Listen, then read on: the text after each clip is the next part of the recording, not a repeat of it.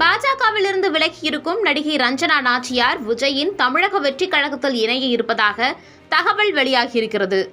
அதே நேரத்தில் விஜயின் அரசியல் வருகை குறித்து முன்னதாகவே அவர் பேசியிருந்த நிலையில் தாவேகாவில் இணைவது உறுதியாகிவிட்டதாகவே தெரிகிறது. பாஜகவில் இருந்து விலக காரணம் என்ன, தாவேகாவில் இணைகிறாரா, விஜய் பற்றி சொன்னது என்ன என்பதை விரிவாக பார்க்கலாம். தமிழ்நாடு பாஜகவில் முக்கிய முகமாக கடந்த சில ஆண்டுகளாக பயணித்து வந்தவர்தான் நடிகை ரஞ்சனா நாச்சியார். இப்படியான சூழலில் தான் பாஜகவில் இருந்து விலகுவதாக இன்று அறிக்கையை வெளியிட்டிருக்கிறார். அந்த அறிக்கையில் தேசப்பற்று மிகுந்த கட்சி, தேசியத்தை காக்கின்ற கட்சி, தெய்வ பக்தி கொண்ட கட்சி என்றெல்லாம் எண்ணித்தான் தேசியத்தையும் தெய்வீகத்தையும் கட்சி பணியாக செய்து கடமையாற்றி விடலாம் என கருதித்தான் இந்த கட்சியில் இணைந்தேன், இயங்கினேன். தேசியம் என்பதும் தெய்வீகம் என்பதும் நாடு முழுவதும் விரிவடைந்து நாட்டு மக்களுக்கு நன்மை பயக்காமல் ஒரு குறுகிய வட்டத்துக்குள் சுருங்கி போவதில் எனக்கு உடன்பாடில்லை.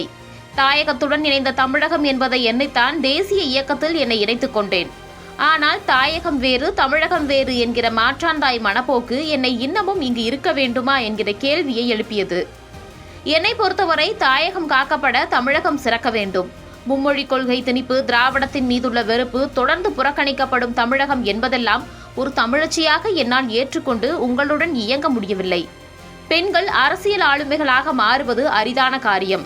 அரிதிலும் அரிதாக ஓரிருவர் முன்னேறினாலும் அந்த முன்னேற்றத்தை தடுத்து முட்டுக்கட்டை போடுவது என்பது பெண்களின் அரசியல் இருப்பை கேள்விக்குறியாக்குகிறது.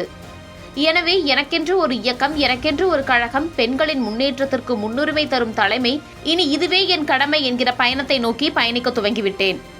இனி மக்கள் சேவையில் என் புதிய பாதையில் புரட்சி பயணம், அது எழுச்சி பயணம். வரும் காலங்களில் இனி அதுவே வெற்றி பயணம் என்று அடுக்குமொழியில் அறிக்கை விட்டு முடித்திருக்கிறார். இந்த நிலையில்தான் விரைவில் அவர் தாவேகாவில் இணைய இருப்பதாக தகவல் வெளியாகியுள்ளது. அதன்படியே வெற்றி பயணம் என்று குறிப்பிட்டதாகவும் தெரிகிறது.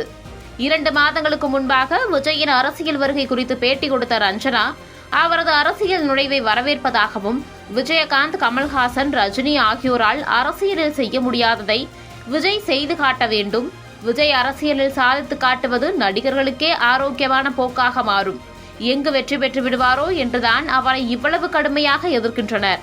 சினிமாவில் இருந்து அரசியலுக்கு வந்த நடிகர்களுக்கு விஜய் ஒரு ரோல் மாடலாக இருக்க வேண்டும் என்று கூறியிருந்தார் ரஞ்சனா. இதனால் அவர் தாவேகாவில் இணைவது தொடர்பான அதிகாரப்பூர்வமான அறிவிப்பு விரைவில் வரும் என்று எதிர்பார்க்கப்படுகிறது.